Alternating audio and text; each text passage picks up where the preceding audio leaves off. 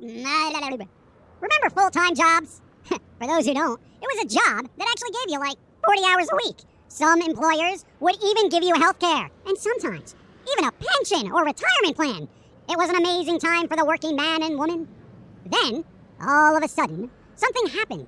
Something was put into place that required employers to offer health care to all their workers if they were in fact full-time.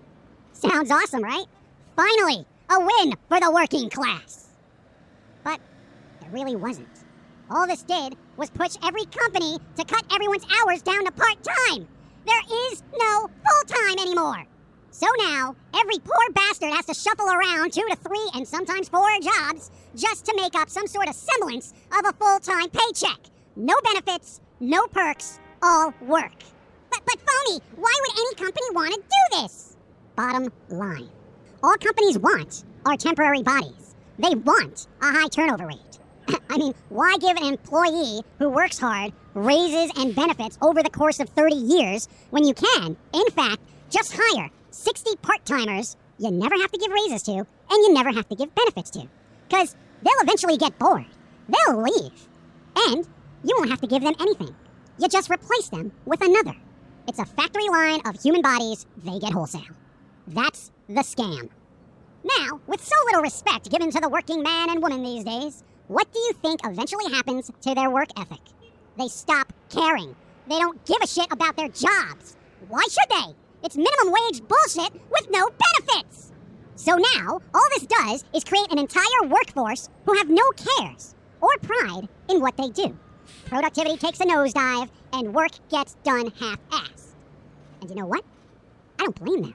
They're never at any one job long enough to care about it. They never connect with their fellow workers or their workplace. They just show up for 4 hours and leave. How much of a psychological connection can one really make with their workplace in a handful of hours a week? Not much. No connection, no concern. And this lack of concern reflects in their work ethic. When you have a job that treats you well, you give a shit about it. You want to keep it. You want to excel at it. You care. You try. And this is why you should make an effort for yourself. Work for yourself. You give a shit about yourself. Do you think a company is going to place the same value on you that you do yourself? Not gonna happen. To them, you're merely a minimum wage shell. To yourself, you are a human being that wants to succeed. So, start your own business. Be creative. Find out what the world needs and fulfill that niche. It won't be easy, but at least you'll care about what you do. At least you'll try.